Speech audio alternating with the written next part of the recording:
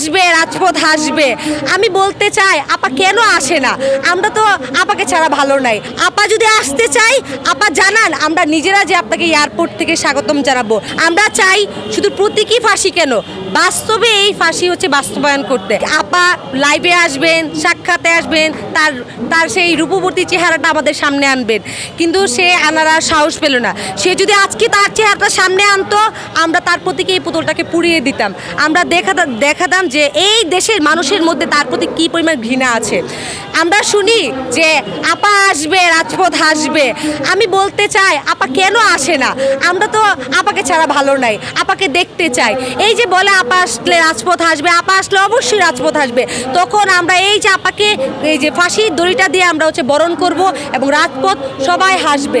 যখন আপাকে সবার সামনে ঝুলিয়ে দেওয়া হবে, তখন শহীদের পরিবাররা হাসবে, আহতরা হাসবে, 17 বছর যারা ঘুমের শিকার হচ্ছিল সেসব পরিবাররা হাসবে, যারা আয়না ঘরে জুলুমের শিকার হয়েছিল তারা হাসবে, প্রত্যেকটা পরিবার যারা বৈষম্যের শিকার হয়েছিল তারা হাসবে।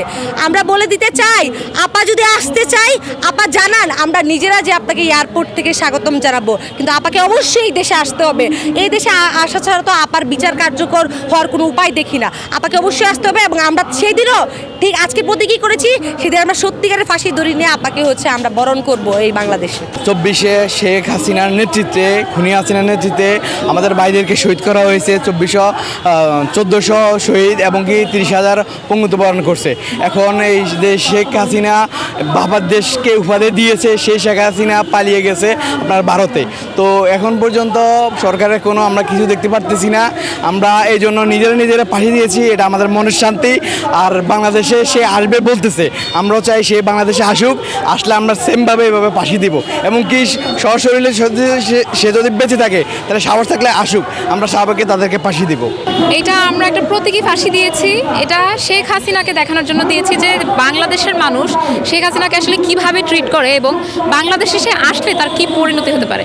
এবং পাশাপাশি এটা সরকারের কাছে আমাদের একটা বার্তা যে এইটা আমাদের শহীদ পরিবারের একটা আকাঙ্ক্ষা, জুলাই যোদ্ধাদের একটা আকাঙ্ক্ষা, যেটা এখনও বাস্তবায়ন হওয়া বাকি। এবং শেখ হাসিনা বাংলাদেশে ফেরার সাথে সাথে যাতে তার ফাঁসির রায়টি কার্যকর করা হয়, সেই দাবিও সরকারের কাছে আমরা জানাবো।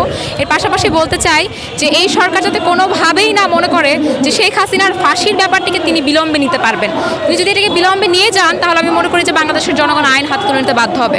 আমরা এতদিন পর্যন্ত আইনানুগ প্রক্রিয়ায় শেখ হাসিনার ফাঁসির জন্য অপেক্ষা করেছি এবং শেখ হাসিনা যেভাবে বলছে যে সে বাংলাদেশে ঢুকে পড়বে, বাংলাদেশে এসে পড়বে, সেক্ষেত্রে আমরা চাই অতি দ্রুত তাকে বাংলাদেশে এনে তার বিচারিক রায়টা সম্পন্ন করতে। অন্যথায় সে যদি কোনোভাবে বাংলাদেশের বর্ডারটা ক্রস করতে চায়, তখন আমার মনে হয় তাকে ফাঁসির রায় পর্যন্ত বা ফাঁসির মঞ্চ পর্যন্ত নেওয়ার সৌভাগ্য তার হবে না, তাকে সেখানেই পিষে মারা ফেলা হবে। 24-এর যে জুলাই অভ্যুত্থানের যে আকাঙ্ক্ষা, যে জুলাই অভ্যুত্থান এই সরকারে বসিয়েছে, তিনি যাতে এই বিষয়টাকে কোনোভাবেই ভুলে না যান।